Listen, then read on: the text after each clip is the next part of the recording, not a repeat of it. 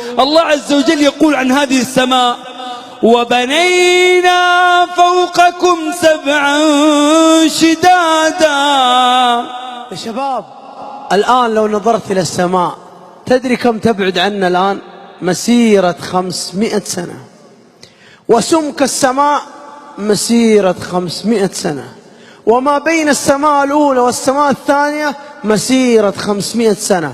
وهكذا 7 سماوات، كل سماء ما بينها وبين الأخرى 500 عام، وسمك السماء 500 عام. انظر إلى هذه العظمة، أين شمالها؟ أين جنوبها؟ أين شرقها؟ أين غربها؟ لا يعلمه إلا الله. أفلا ينظرون إلى الإبل كيف خلقت، وإلى السماء كيف رفعت، وإلى الجبال كيف نصبت، وإلى الأرض كيف سطحت.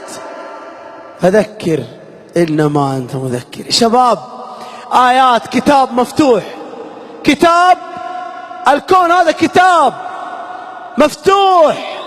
يقول الشاعر: فوا عجبا كيف يعصى الإله أم كيف يجحده الجاحد، وفي كل شيء له آية تدل على أنه واحد. وما قدر الله حق قدره والأرض جميعا قبضته يوم القيامة والسماوات مطويات بيمينه سبحانه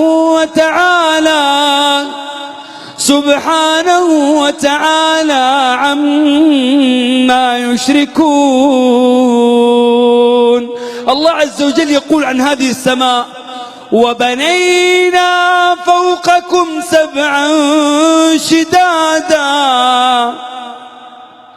وبنينا فوقكم سبعا شدادا.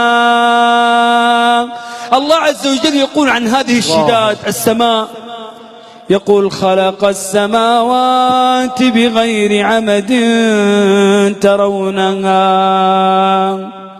الله عز وجل خلق هذه بغير عمد نحملها. تخيلوا بالله يا أحبابي، لو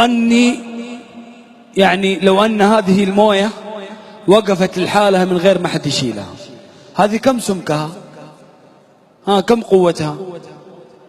أعطوني يا شباب، كم؟ ما يذكر سمكها، ما يذكر سمكها يا إخواني. تخيل هذه الموية الصحة وقفت لحالها، حيكون أمر عجيب. وتلقى الشباب يصوروا معاها سيلفي: اوه تعالوا مويه الصحة ارتفعت لحالها.